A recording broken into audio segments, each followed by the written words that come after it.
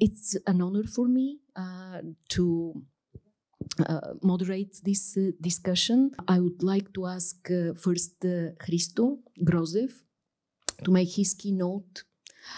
What is the stand of the play, the disinformation war right now, from his point of view, and then Ivan Krastev will have approximately the same time, and then we will open the discussion. Thank you very much. I will try to present a couple of thoughts about the paradigm of disinformation in the war that I see now, which will be probably controversial, and I would like to use them just as a starting point for a conversation. I think the situation is not as bad as it could have been, as it would have been, if Russia had deployed all of its skills and history of operational excellence in disinformation with the full focus. And the reason why they haven't is because they didn't plan for this war to continue for as long, and they didn't plan for a lot of the other front lines that they have to engage with, also in information warfare domestically. So I think we're seeing a sort of a maintenance level campaign of disinformation and promoting disinformation by the Russian government at the moment. And we're also seeing a sort of a successful counter disinformation, but also at times very tactical misinformation, disinformation provided by the Ukrainian side in the war, which they have the full right to in the case of a defensive war position that they're forced to be in at the moment. But what do I mean by we don't see the full potential of the Russian war machine? I mean, I've been monitoring some internal communication. I've been talking to people that are close to the disinformation machine in the Kremlin, and they are seeing a sort of a doomed scenario for themselves. They don't think that they can convince anybody who's not already pre-convinced of the righteousness of the Russian side in the war in changing their mind. So they're providing a maintenance degree of disinformation for, let's call them very generically, the useful idiots or the people who are already aligned with the Russian narrative in the rest of the world, insofar as the main topic of the war and what happens on the front line takes place. So to give you an example, a year ago, the Russian ambassador to the Netherlands made the sort of a obscene and almost self-immolating TV interview on Dutch television, where he tried to convince the Dutch public that two completely distinct women who were attacked and part of the maternity hospital attack in Mariupol were the same woman. And this was one of the examples of how Russian disinformation was ineffective, because it caused a very strong sort of a fallout, and the Dutch society was angry at an obvious lie, because these were two different women. One had been killed, the other one had been essentially kidnapped by Russia later. And I feel that a lot of Russian disinformation mellowed down for an international audience after that, because of the blowback of bad, inefficient attempts like this. What we are seeing now is, again, a level of maintenance, moderate disinformation, trying to come up with an alternative scenario for every event, notable event on the front line, mostly in order to obscure and make it more difficult for disinterested audiences in the West, in Europe, and in the United States to choose the sort of the narrative that they believe, mostly to make them tired, mostly to make them confused. And this is working in many cases. I mean, the dam explosion, the example we're looking at today is a good example, because the investment of mental powers in trying to take a position early on in such a case is overwhelming for the average reader and listener. And they're going to park it out for later, and later this topic will be displaced by another topic. So it will never become a clear-cut answer for a large part of the population. What they are focusing on is creating stronger disinformation narratives where people are more susceptible to that. I mean, the majority of the Western society is not susceptible to the concept of Russia waging a just war. So they're kind of giving up that narrative. They're not pushing that narrative. What they're trying to push, however, quite actively, is the narrative that it was the United States and NATO that pushed pushed Russia into this war. It's not a just war for Russia, but neither is it without fault for the rest of the world. And this is working. This is working for a large part of the American audience, for a large part of the so-called skeptical users of media in Europe. And we see that over and over. So that is working. Another narrative that they're successfully pushing is the narrative of the Ukrainians causing trouble in Europe and wherever they end up being in large numbers. And that is also working, because these are narratives that are to which most of society is susceptible, because they don't know better and they can be influenced one way or another quite fast. On the other hand, what we do see is a lot of misinformation, not disinformation, being promoted by agents of influence in the misinformation sphere. And I would not hesitate to name somebody like Elon Musk as a very, very strong agent of misinformation. I don't think he wants to disinform. I think his mind works in a way where he likes to challenge publicly accepted concepts, and that is irresponsible in many ways, where he's putting under question mark a lot of credible and valid information. I mean, he took a direct hit at my organization, Bellingcat, by calling it a psychological operations organization. And when we try to trace down the source of such belief in his head, it is not some malign intent to damage Bellingcat. It's just that he had read a group of articles in a publication called The Gray Zone about Bellingcat. And we had found out earlier that a lot of the basic facts used in those articles have been created by artificial intelligence, by ChatGPT, in the form of fake references and fake footnotes to articles about Bellingcat. So you can see how misinformation can be just as influential, or even more influential in terms of the negative effect during a time of war than active disinformation. Now, this does not mean that we are in a great space, because it just means that the main impact of disinformation is delayed. What we see is that the disinformation machine in Russia, which includes such notable examples as the GRU Special Propaganda Unit, and obviously the privatized troll farms, they're focused currently on a domestic problem. They're focused on trying to prevent and preempt the disintegration of society, the consolidation of society around the war. And it's a finite resource. It's a limited resource that they can't stretch forever. This actually, we are being helped at the moment by the fact that Prigozhin, who was running one of the most efficient, if not the most effective disinformation machine in Russia internationally, is not really fully motivated to be helping the current goals of the Kremlin, because of his own sort of standoff with the government and the Ministry of Defense. And we are benefiting from the fact that actually one of the professional players in disinformation is demotivated. And as I said, the special propaganda machine of the GRU are focused on domestic audiences at the moment.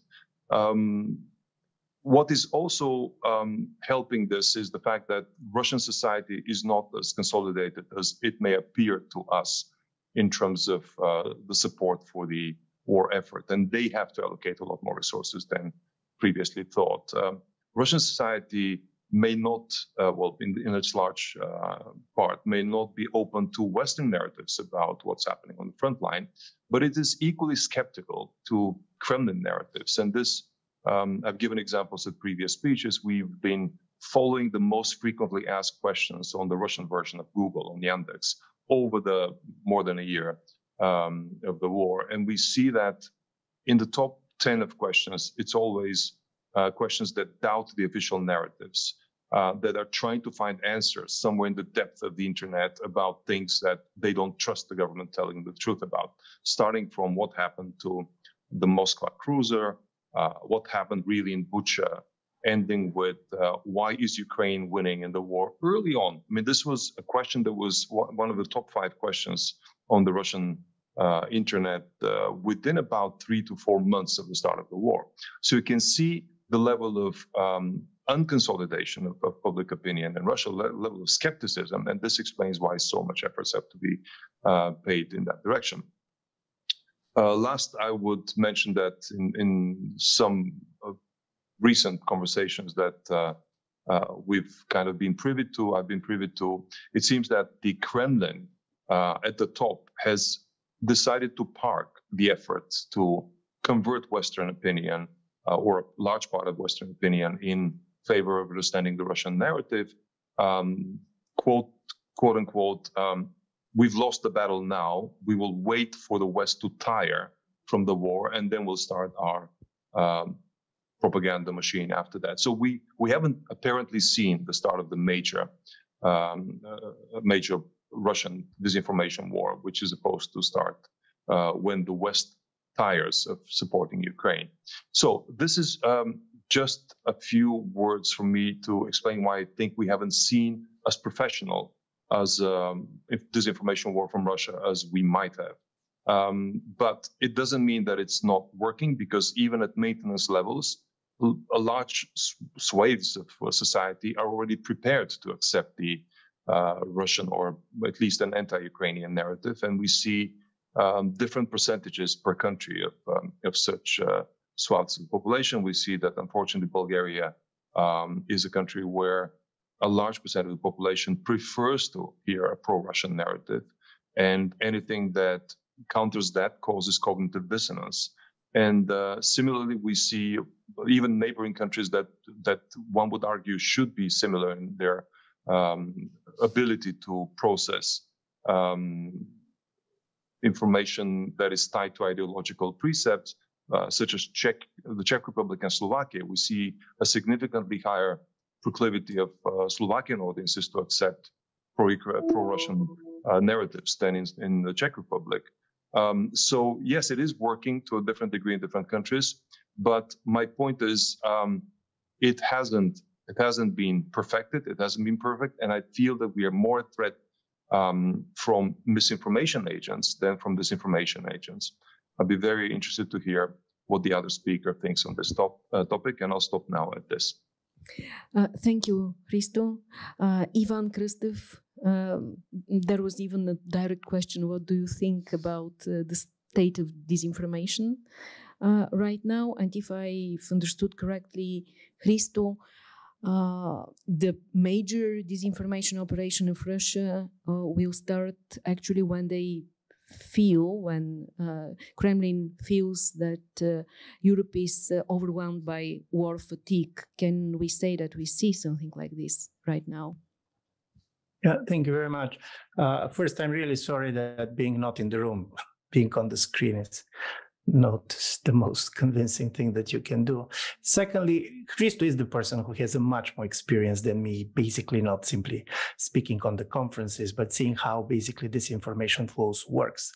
As a result of it, I'll try to be very brief and make 3 basic points. And the first is, we are living in a world in which mistrust is the default option. So nevertheless, of what kind of a source, particularly of official information you're getting, and this is true for all societies, but this is also true to Russia, the problem is why they're telling me this. And I do believe that one of kind of a strengths of the Russian propaganda, particularly before the war, because I very much agree with Christo, I do believe that is very much based on weaponizing mistrust.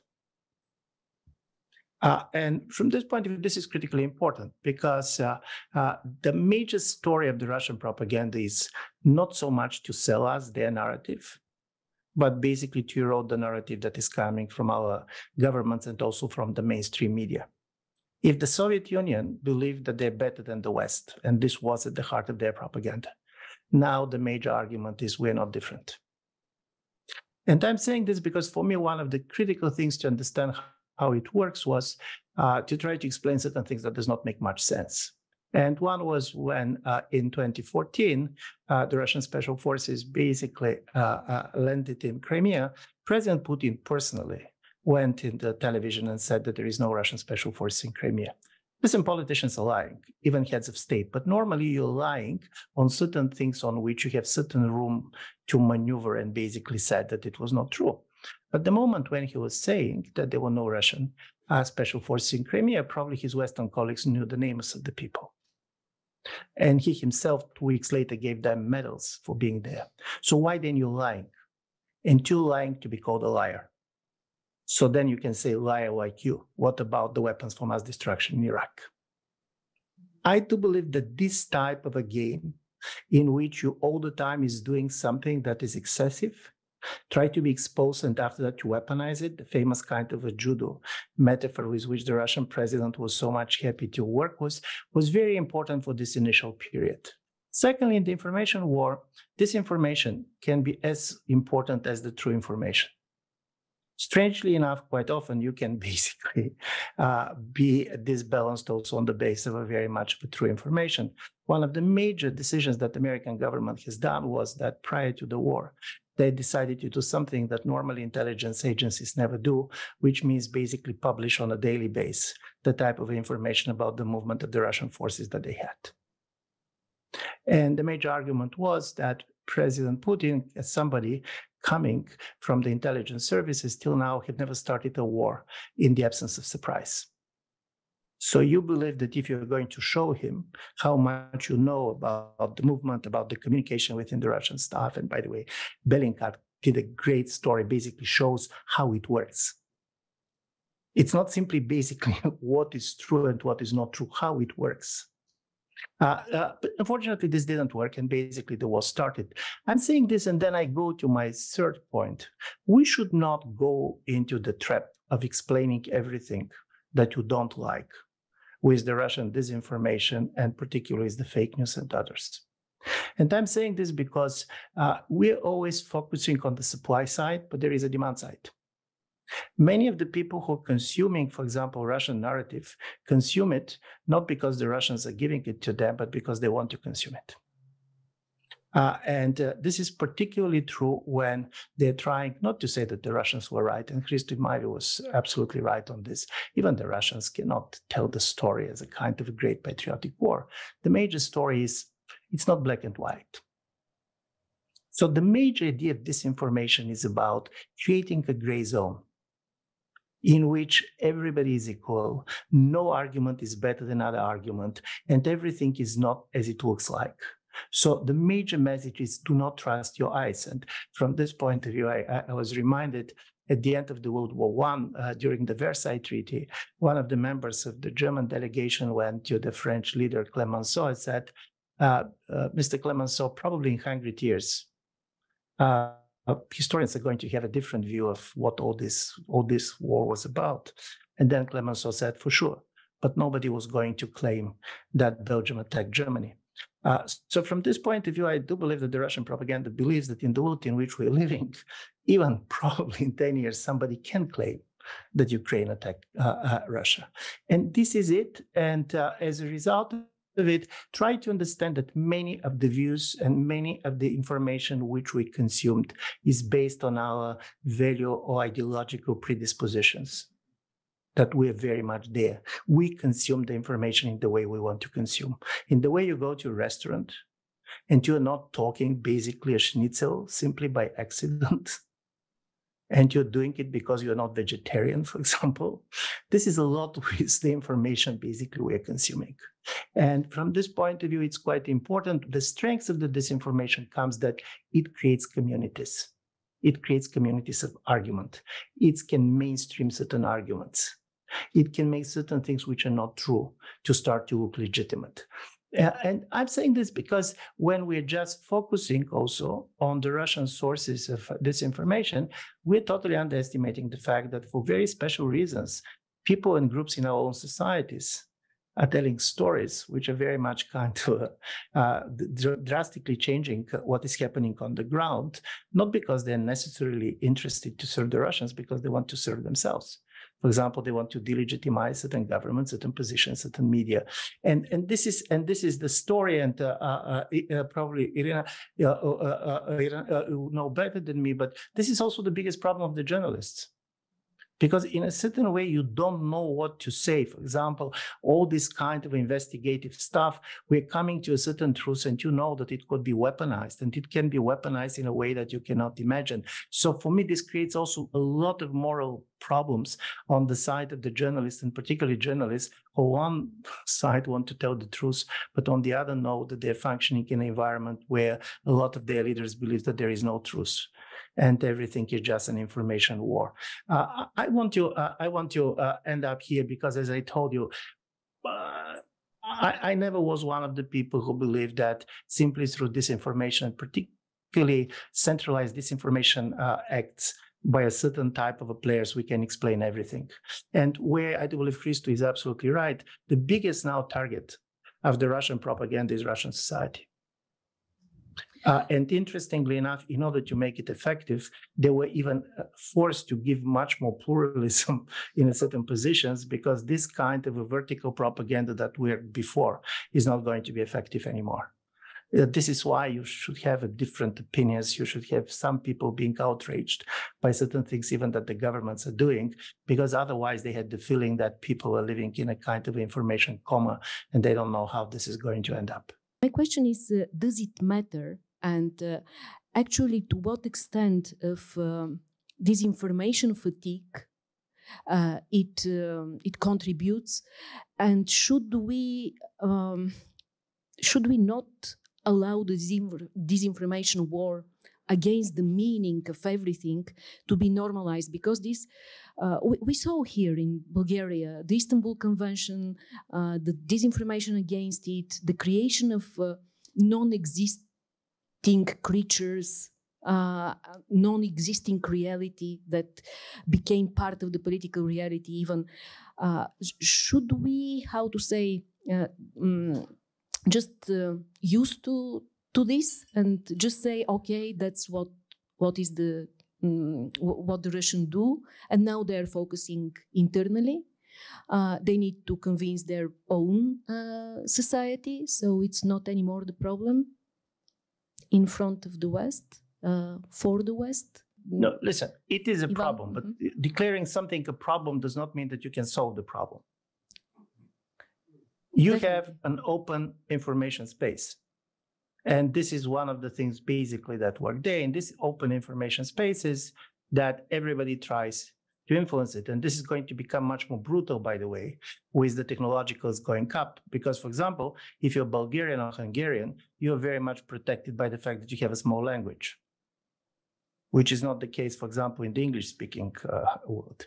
But now you have a translation programs, which is going to allow somebody who had never been seeing Bulgaria anymore to be able basically to send messages and to go and talk to you on a language in which you're never going to know, do you talking to a bot or do you talking to a person?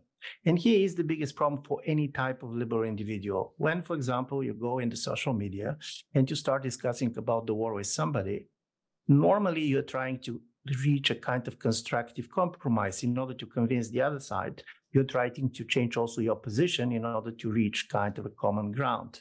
Imagine that it is not a person, but you're talking basically to a bot. And the bot is the classical idea, the fanatic. The bot never changed their minds. And this creates this type of a pressure, and this creates this panic in which suddenly we are changing our position. We're ready to accept this and that, and the other side is not accepting anything. And I do believe this is a new information situation. This is not going to be changed simply by saying we can easily basically restrain some type of a government-centered sources of Russian information, which already happened in the European Union. And by the way, Russia has done this to the Western media a decade before the war started. The biggest problem is that operating in a world in which mistrust is the default option is very different from operating in a world in which people generally start with trust and after they're asking questions. And my last point on this is we're very much centered on the war. The real moment in which this was transformed was during the pandemic. Listen, there is a major difference between the war and the pandemic from the point of view of countries which are not in the direct military actions. Pandemic goes closer to everybody else. You should decide for yourselves to be vaccinated or not vaccinated. Do you going to trust the government on this or not trust it on that? And then you come up with a kind of constituencies which after that can be politically mobilized. It's not by accident that many of the kind of anti-vaxxer communities and others have been politically after that mobilized for different reasons, because they basically made their mistrust part of their signature understanding of their relations to the governments. And to be honest, there are many things on which the government should be mistrusted. This is the story. You cannot go and say trust the government, because in many cases our governments are also quite economical with the truth.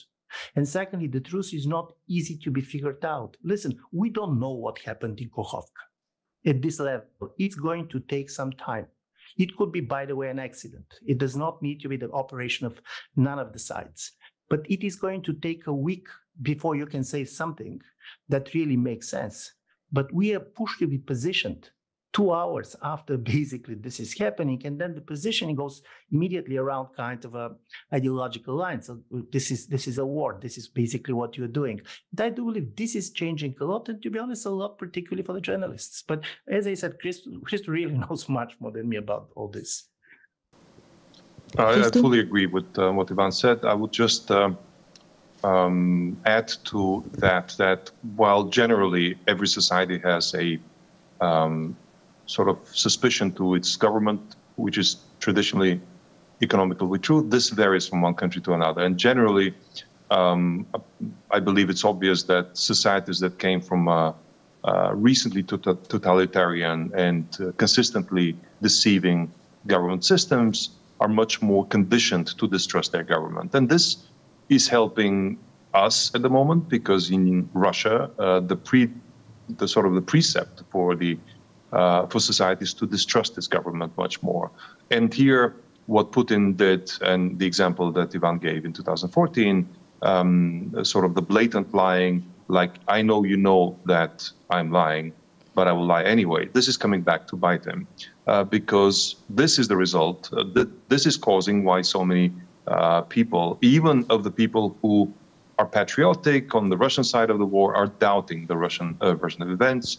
It's kind of like, why is the government telling us this? Most likely they're telling us the opposite. The interesting anecdote here is that early on in the war, I think it was end of March last year, I got information that the FSB regional headquarters throughout the country had received a message from Lubyanka 1, from the headquarters of the FSB, and the message was sort of a fax machine message, which was like, if you hear any news about President Putin being seriously ill, do not believe it, and make sure that nobody believes it in your environment.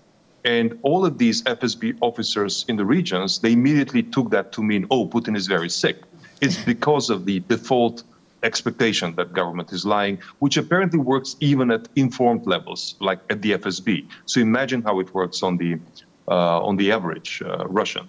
And again, you have that percentage of generic preconditioned distrust of the government in every society. It just happens to be more in Russia. And in countries like Bulgaria and Slovakia and so on and so forth, this is one of the reasons for a higher distrust in the mainstream narrative, which is also aligned with the government narrative of what's happening on the front line. And this is helping Russia in this particular case.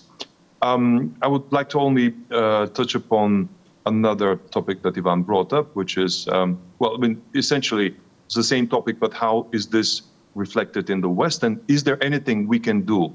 Or should we just give it up and not do anything? First of all, I do think that it's not like we're not doing anything. I mean, at the beginning of the war, before it started, there was a lot of efforts by civic society and by media, such as Bellingcat and others, to debunk in real time some of the attempts by the Russian government to create a casus belli. Because starting a war with a casus belli that is credible or believable by a large part of even the predisposed society in the rest of the world was going to make support for Ukraine much harder in the early stages of the war. And there were many attempts by Russia to create a casus belli, such as false flag attacks on facilities in Donetsk and so on and so forth.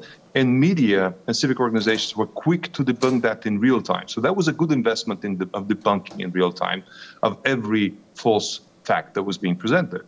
Now, once the war started, it would be a lost cause, and it would be a very inefficient use of time of media and civic organizations to debunk every single statement of the maintenance campaign of disinformation, as I called it earlier.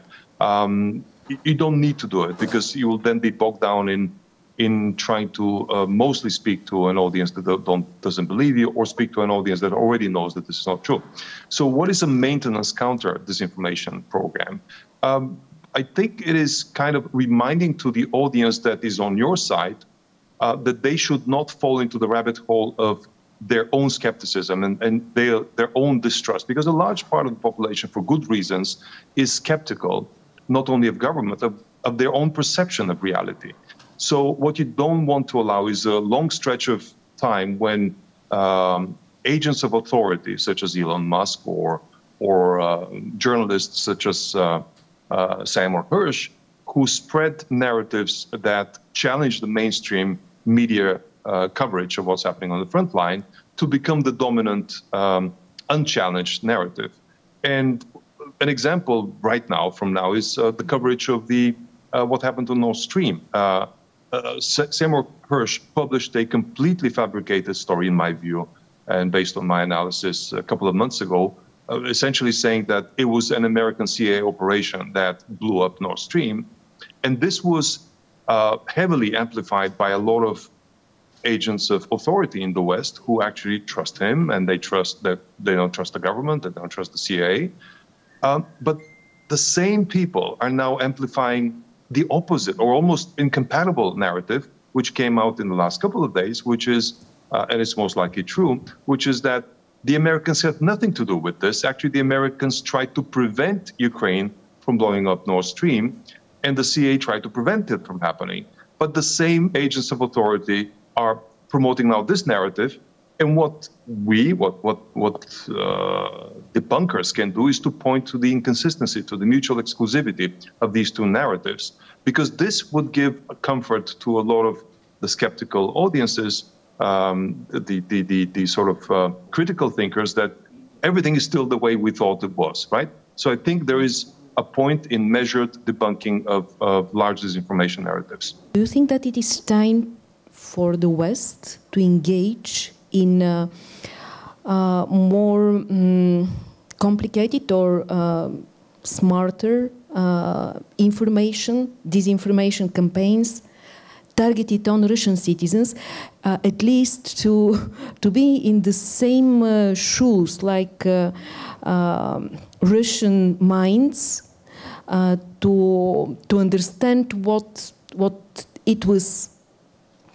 is the feeling when you are actually bombed each night, for instance, with real Russian missiles, or what does it mean to be targeted by counter disinformation? Do you think that it's a good time for counter disinformation operations? I will give a quick answer to that. I think for the West, it's difficult to not engage in the hot war, but to engage in an information warfare.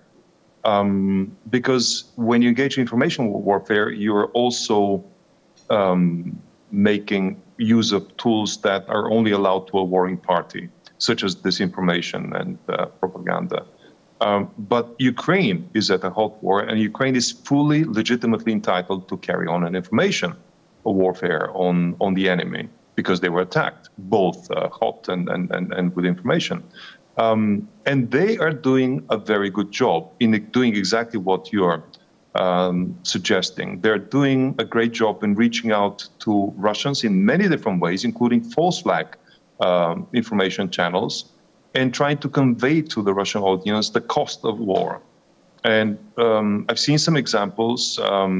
We've seen some examples of, for example, false flag phone calls that I found particularly creative, mass phone calls to Russians living in the border areas, Rostov and Belgorod and so on and so forth, which pretend to be from the local police. And people are warned to keep their kids off the streets in the evening because there are so many returning former criminals from the Wagner private army that, as we all know, were recruited, many of them were recruited from prisons, that the criminogenic sort of percentage of expected crime is increasing. And this is a very subtle way to increase the awareness of the cost of the war to the Russian population. But it's not something that the West would feel comfortable playing. This game of counter disinformation or counter disinformation with disinformation methods. But for Ukraine, it's a completely legitimate game. And I think they're doing it quite successfully. Ivan, what do you think about what is happening in Belgorod, the Belgorod rebels? Is this part of a Ukrainian covert operation, or it is something else? To be absolutely honest about this, I don't know what to think because I have never been interested in this particular case. But there's some opinion polling data which came from Carnegie Russia, which shows that in fact support for the war is higher in the front regions, the frontier regions, than in the country as a whole.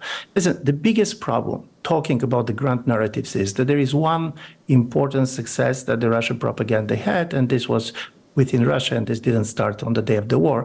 And basically, this is the idea that Russia is in a war with the United States and the West. This is mainstreamed, and of course, there is a part of the Russian population that never bought this, but even many people who are against the war had the feeling that this is not just a war between Russia and Ukraine. So secondly, do I believe that basically the West can go directly to the Russian citizens in the way it went during the Cold War with Radio Free Europe and Radio Liberty? I'm slightly skeptical at this moment. I do believe we have a much more difficult problem, and this is how to help the Russian media, which is outside of Russia, to try to talk in the way that is going to be effective to their own citizens. Because don't forget, many of the people who are very unhappy and very mistrustful to the Russian governments, they're not asking Putin the question, why did you start the war? They're asking, why are you not winning? And one of the major story was that President Putin told us the truth when he said in the beginning that this is a special operation. The problem is that what was special operation ended and the war started, and in a certain way for him, important is to communicate this to his own people, and this is the war in which Russia is not well positioned to win. Let's put it like this. So from this point of view, here is the real issue. And the real issue is that many of these media, I have in mind Medusa or Rain, this is a major Russian opposition media, they're functioning from the territory of the European Union. And because they're functioning from the territory of the European Union, one of the major problems that they faced is how to cover the war, which is anti-war and anti-Putin, but at the same time effective to the Russians. And the most simple story is how you're calling the Russian troops. Are you calling them Russian troops, or are you calling them our troops? Listen, the most important about the Russian army is that for many Russians who oppose the war, if their sons are going to be mobilized, they're going to be mobilized and they're going to be pushed to fight in the Russian army. And this is very difficult, particularly when some of these media have been in the Baltic states, where for very legitimate historical reasons, sensitivity of the population is very high. And people basically have the fear that anything that basically the Russians showing understanding of where the average Russian stands is morally unacceptable. But paradoxically, this is the most important part of the group. You never get the information simply on the basis of the information itself. It's very much who is talking to you. And by the way, the best example is Ukraine itself. President Zelensky has a support of 25% when the war started. It was his ready to stay. It was his readiness to risk his life. It was the famous sentence, I don't want to run, I want an ammunition, that made Ukrainians trust him. So from this point of view, the trust is not simply based on the quality of information. Believe me that even if you're going to get a very, basically you are for political reasons, suspicious for, you're not going to take it. And I do believe for us, this is the most important, is how to help some of these Russians outside of Russia. And by the way, it's not easy for them, because even for 1 year being outside of the country, the words are changing. the sensibility is changing. Many of the Russians who oppose the war, and there is a lot of Russians who are not happy with what is happening, they don't want to talk about this. Funnily enough, and this is why when you're asking me what I think about Belgorod and others, I agree first with Christo. It's a war. From this point of view, the Ukrainians has the right to use anything that you're using in a war. You cannot basically say the Russians can do this and the Ukrainians cannot do this. This is not how you're fighting a war if you want to win. On the other side, there is something that in my view is very important. It is very important not to allow the Russian government and media to convince the Russians that basically they're defending themselves, and if the war is going to end up, the only thing that everybody is talking about is disintegration of Russia, devastation, and so on, because this is a society which is traumatized by the disintegration of the Soviet Union. And this is going to give certain type of resource to Putin, which otherwise he does not have. For us, it's very important to tell them that this is not a great patriotic war. This is the Afghan operation. And what is going to happen is exactly what happened in Afghanistan. By the way, and this is my last point, there was in 2019, 30 years after 1989, Levada was asked a question, what is the most important thing that happened in 1989? And they're giving to the Russians different options. It was the fall of the Berlin Wall, and it was Polish elections and so on. 58% of the Russians declared that the most important thing that happened was the withdrawal of the Soviet troops from Afghanistan. Mm-hmm. And in my view, trying to understand this is what you're facing now. A colonial war that is going to fail because the Ukrainians are not going to live with this, because this was the war that tried to convince the world that they're not Ukrainians. And on this, I very much agree with Mr. Prigozhin, that basically now, because of this war, everybody knows where is Ukraine and who are the Ukrainians. So as a result of it, but this is not simply a disinformation. This is about deciding how to reach and talk people who are never going to see the world in the way you're seeing if you're bombed in Kiev. Please keep in mind, it's very difficult to believe that average Ronish is going basically to be able, if he's not particularly morally sensitive, to empathize in the way of the do. But it's not easy choices. And by the way, this is the choices of European governments. And this is why how link with the Russian media is an important question. Okay, let me give the floor to the audience. Hello, Nerijus Maliukevičius, Vilnius University, Lithuania. First of all, I would like to thank both of you for what you are doing in countering disinformation. And a short question very specifically for Christo Grozev. You mentioned that GRU unit is now concentrated internally. Was it just a general comment, or can you elaborate a bit more what you meant by that? Yes, it was quite specific. There is this PSYOPS operation that we've all studied, and Mr. Starunsky is the chief of this operation. And essentially, we've seen communication, we've intercepted communication where they're complaining that they cannot proceed with international operations to the same degree as they were planning to, because they have to allocate resources to domestic prevention of what they call тревожные сигналы, signals of concern. And this has to do with a new initiative that our colleagues, our friends from called the Cyber Partisans of Belarus have published some information in the last couple of days that I invite you to look at. It's a project called VEPR, and it's a sort of a Kremlin-mandated project to prevent dissent, prevent centrifugal forces, prevent anti-war sentiment in Russia, to which all of the security services have to allocate their information forces to participate. And that is the reason, that is what sucks out a lot of the energy and efforts from people like Starunsky and the FSB equivalent of his unit. Raul Rebane, Tallinn, Estonia.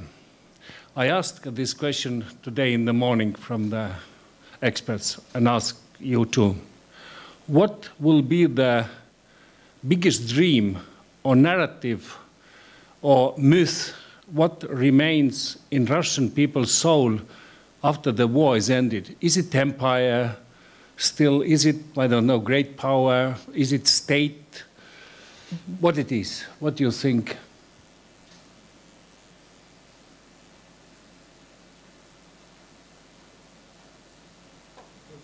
Let me try. And by the way, this is a much more interesting and difficult question to be answered in 3 minutes. But there is one important thing to happen is basically one of the paradoxes of the disintegration of the Soviet Union was that during the Soviet period, Russians as an ethnic group have been trading power for identity.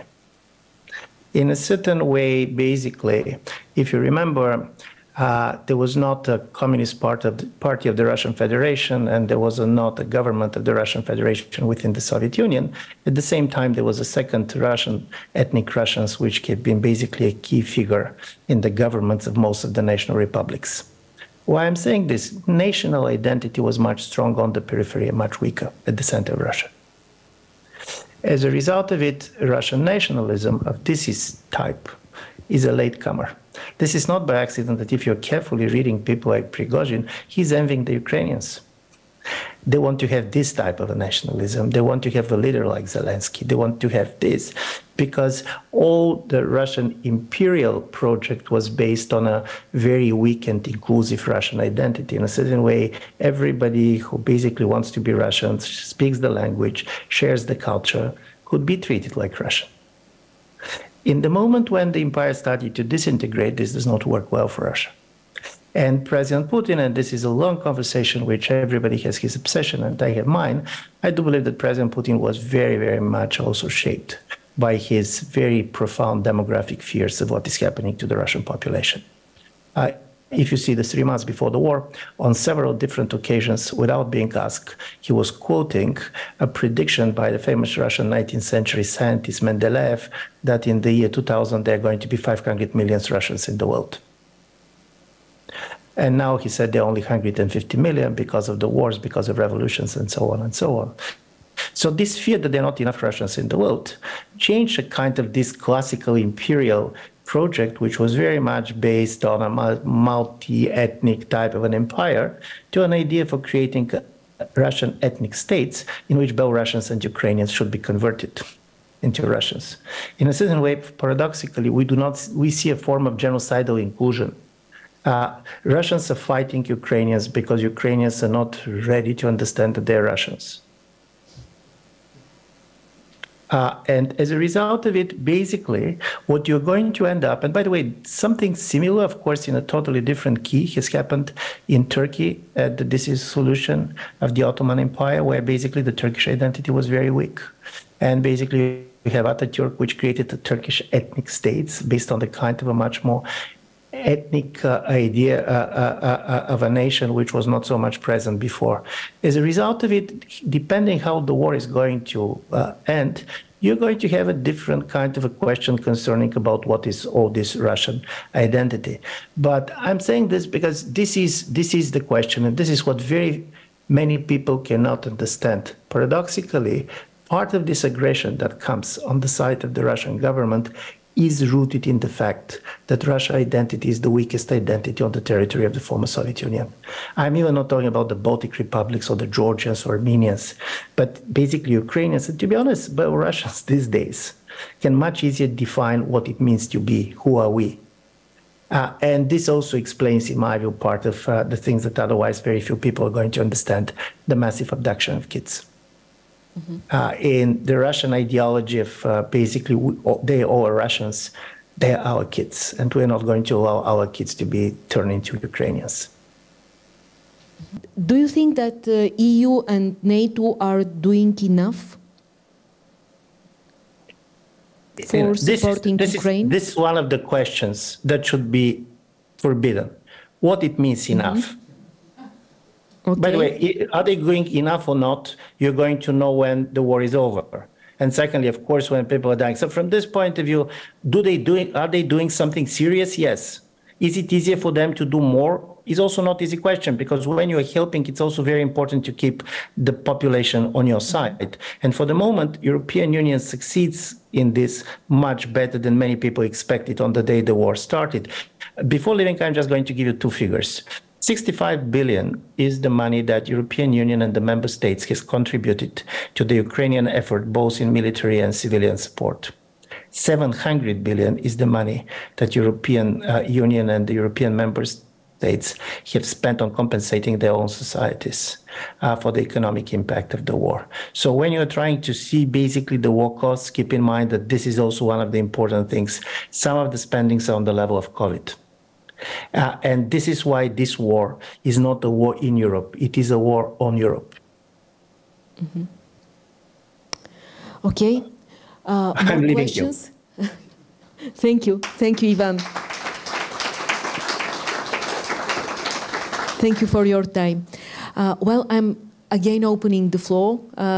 We still have Christo, Grozev. Please go ahead with questions. Hello, I'm Martin Luhan from Czech Republic. What inspired me in your talk, among other things, of course, was that you and Bellingcat responded immediately after the war, fighting for the narrative of the casus belli, of the Russian invasion. And I was thinking, so I started to create some kind of a table or chart of, or harmonogram of how fast should the actors of this, or the actors in the media sphere react when something like that happens. Who should be first? Who should react, in hours? Who should react in days? Probably the regulators or politicians, they have days or weeks. The European Union or the international politicians, they have even more time for reactions. But so the laws that we are discussing in the morning, they take years or months to adopt. So could you maybe elaborate a bit on that? So how fast should the actors react, because the title of this conference is involvement of CSOs, right? So civic society organizations. So do we have a recommendation for the civic society organizations, how fast they should react, and where in this sequence of reactions they should find themselves? It's a very legitimate structural question.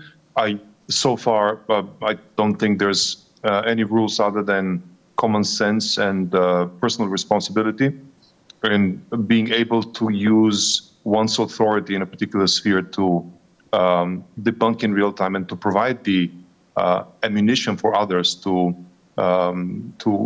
cover a particular story with a particular knowledge base and particular expertise.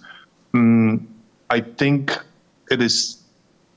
We have investigating journalists, we have investigating platforms such as Bellingcat, but also such as the conflict intelligence team in Russia, who are positioned to come up within hours or definitely within a day with some early assessment that may be as neutral as we don't know what happened with the dam, so do not jump to conclusions. And I think it's the responsibility of such entities to, even if there's no finality to their judgment, to come up with some early assessment, because otherwise general media, mainstream media, who do not have the resources to conduct such spot investigations, will have to make a much harder choice to take a narrative of one side or to cover both narratives as if they're equally substantiated, which are the examples that Irena told us about earlier. So I think it is still the obligation of fact checkers with some knowledge of a particular topic to come up with an early assessment, and then to update it at some point later on. But I think the role of public institutions and governments is very important even here, because I'll give you an example. I mean, we at Bellingcat publish investigations about potential war crimes, about potential disinformation. And we believe that we've cracked the case and we publish it. But if there's no follow-up from law enforcement or from governments in the face of blatant displayed facts of either war crimes or disinformation, then this diminishes the credibility of our reporting or of anyone's reporting. And thus, I'm happy that some of the crucial investigations we've made, for example, we made an investigation into something that was presented by the Russians as a Ukrainian group of a Ukrainian false flag operation mutilating a Russian soldier who, according to the Russian narrative, had been dressed up in Ukrainian clothes so that it looks like Russian soldiers are mutilating a Ukrainian soldier. We published very quickly, within 2 days of this claim by the Russian side, a thorough investigation into what really happened, and that it was in fact a Russian battalion that had mutilated a Ukrainian soldier. And within a month of that publication, there were sanctions imposed on the people that we identified as the culprits in this case by both the European Union and the United States. And something like that comes to validate reporting and to make it much more meaningful the next time we do it. Obviously, it also puts a heavy burden on fact checkers and reporters that you cannot make even one mistake, because your disclosures are consequential, and they could have sanctions as a consequence. So I think it is an interplay of civic institutions, of journalists, of particular type of journalists. You start with qualified fact checkers, people that have experience in war investigations, then mainstream media who cover that story, and then governments who have to follow up on that, because otherwise the story becomes hard to believe. Mm-hmm. Yeah, I agree that it is extremely important also from pure journalistic point of view, the follow-up by the institutions. Otherwise, actually, we do not have effective media, and we know very well in Bulgaria what does it feel like. But Christo, I want to ask you, do you still trust the data more than human sources? Because this is what distinguishes Bellingcat and your particular work there from the traditional type of journalism. Yeah, I haven't been failed by data so far. Data is reliable if you know how to treat it, treat it as in the traditional sense of journalism, by looking for 2 or 3 sources of data. Mm-hmm. But then if you do that, if you follow that principle, you can trust it much more than 2 or 3 sources, human sources. Human sources are still extremely important because they provide context. They provide an understanding of the motivation. But the discovery of special operation, discovery of the facts of the crime, I would trust data much more than that as a starting point. Christo, do you still feel threatened? No, it is an objective risk that prevents me from coming to Russia. There was a time, let me put it this way, I was told that I had a grace period of a year last year because the whole machine was focused on the war, and going after journalists was not a priority. But with the start of the second year of the war, apparently Putin had decided that, okay, time to go back to solving the problem with journalists. And this is not a personal statement on my importance, it's a statement also on all of the Russian journalists that live in exile. And unfortunately, in the last 6 months, we've seen at least 3 attempted poisonings of Russian journalists that are still being investigated by Western society. And this is a sign of the new rules of the game, which are Russia has no reputation cost. It's a much worse situation than in Soviet times, when there was at least some reputation cost concept by the Soviet Union. Now there's no reputation cost, and there's only a game of whack-a-mole where the Kremlin are trying to suppress any voices that can contribute to domestic dissent.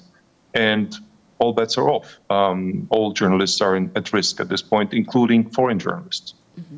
Yeah, we see this. Marin Lesinsky, last question, I suppose. Marin Lesinsky, OpenSat Institute. Christo, thank you very much for being with us and for what you're doing. My question is, do you have a recipe how to talk to people who doesn't believe you? I do not.